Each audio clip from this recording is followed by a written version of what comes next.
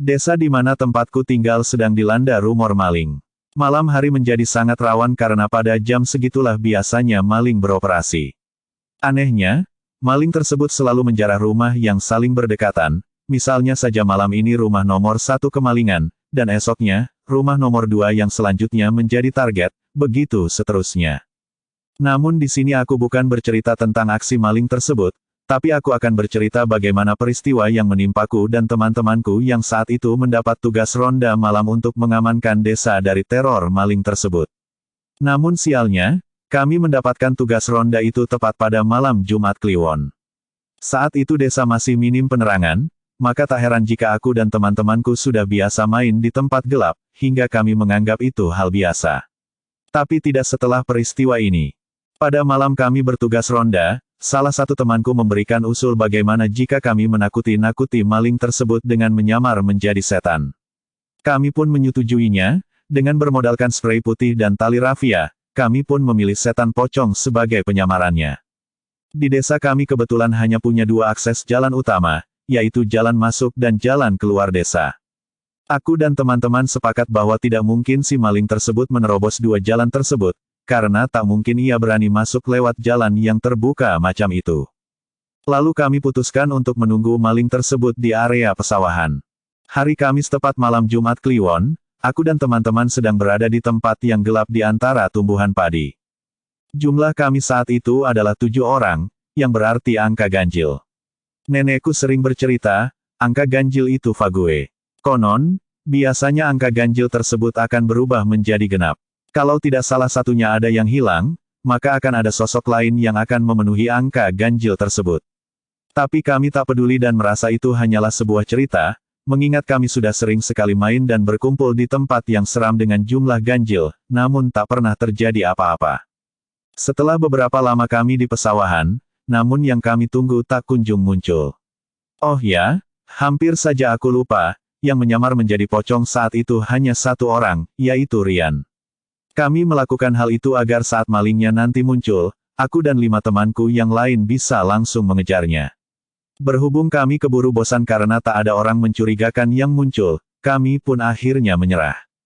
Namun tepat di saat itu juga, Rian dengan dandanan pocongnya mendadak tergagap. Dia bilang kalau ia baru saja melihat sesuatu di atas langit. Kami terhenyak dan serentak mendongak ke arah yang ia tunjuk, hingga aku sadar bahwa kini bulu kudukku berdiri.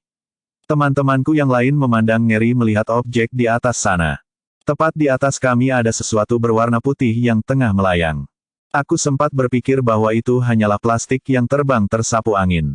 Tapi seramnya benda tersebut tidak bergerak sedikit pun, padahal angin sedang berhembus dengan kencang. Aku berharap itu adalah sesuatu lain dan bukan sosok menakutkan yang sempat melintas di pikiranku. Tapi bentuknya yang lonjong dan tinggi dengan bagian atas dan bawahnya terikat, tak mampu aku elakkan. Memang si sosok itu terlihat jauh di atas sana, tapi 200% aku yakin bentuknya memang seperti itu. Aku dan teman-teman yang lain mulai meringis ngeri. Serentak kami memutuskan untuk pergi dan pulang ke pos ronda. Tapi sialnya, benda di atas itu tiba-tiba saja mengarah pada kami dengan kecepatan yang tinggi. Aku dan yang lainnya terperangah karena sebentar lagi kami akan tertimpa benda tersebut. Bro, benda menyeramkan itu jatuh tepat di atas kami berpijak, entah sudah menubruk siapa, namun aku yakin betul kalau benda itu jatuh tepat di sampingku. Aku tak berani melihat dan tak tahu seperti apa wujud aslinya jika dilihat sedekat ini. Kami semua langsung panik, namun tubuhku tak mampu bergerak saking syoknya. Aku mendadak lumpuh dan tak bisa kemana-mana, tapi untungnya salah satu temanku yang saat itu mampu bergerak langsung meraih tanganku, membuat persendian tubuhku kembali normal. Aku pun akhirnya melakukan hal yang sama pada salah seorang yang ada di dekatku untuk membantunya berdiri dan berlari. Aku terus berlari tanpa menoleh ke belakang, hingga akhirnya aku dan yang lainnya sampai di pos ronda yang ada di tengah-tengah desa.